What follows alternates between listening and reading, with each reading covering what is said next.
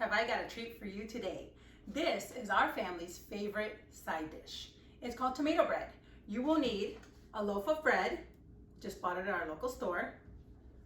Tomatoes, I've cut up 2 of them. It's gonna vary how much you'll use, but it's a safe bet to start out with 2. Slices of mozzarella cheese, oregano, salt and pepper. I've got olive oil, minced garlic, softened butter, a full stick, make sure it's soft. I've got a 1/2 teaspoon of basil in here, a 1/2 teaspoon of oregano, and a 4 teaspoon salt. We're gonna start by grabbing our stick of butter and putting it in our bowl. I love this recipe. And you know, it doesn't have to just be a side. I've taken it to potlucks before and everyone loves it. It's just a great recipe. I've had it for lunch when I want a lighter lunch, and it's just, you're gonna love it. So as you can see, this is soft. So we're just breaking it up, mushing it up good.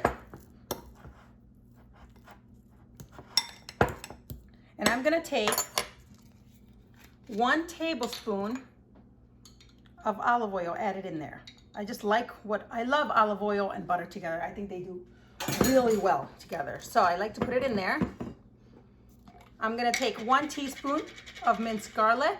If you don't have minced garlic, you can use about a 1/4 teaspoon of garlic powder. If you're in a pinch, that's okay. And then I'll throw in my oregano, my basil, and my salt. Oops, let me get it all in there. And then just mix it around, mix it around. If you find that your butter gets too soft, stick it in the fridge just for about 20 to 30 minutes. I don't think I'm gonna have a problem here. I like to have it just soft enough to spread. I don't necessarily want to brush it on, so I don't want it too liquidy or anything, but we're just mixing it all up here. That's looking really good. It's gonna be beautiful. So I've got that all mixed up there. I'm gonna let that sit for a second, and I'm gonna come over to my bread.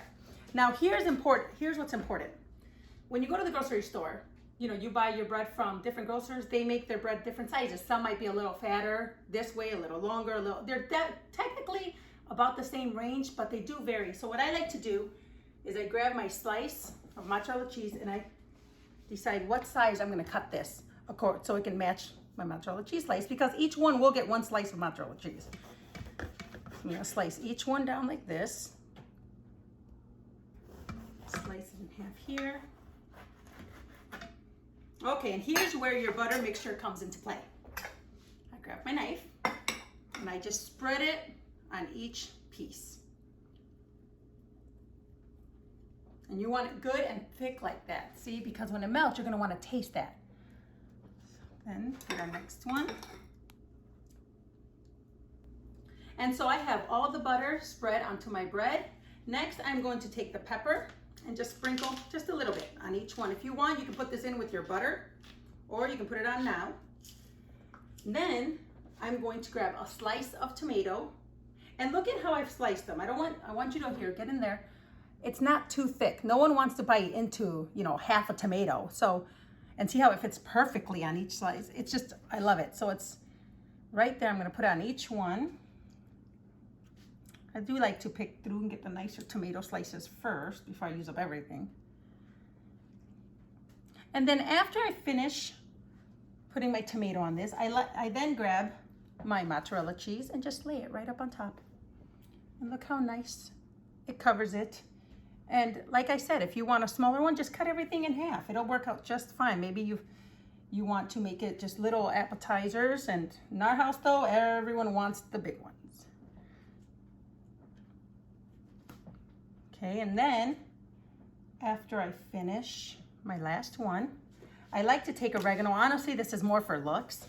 And I like to just sprinkle it on each piece. I think when it melts, it just looks so pretty and the cheese doesn't look so lonely.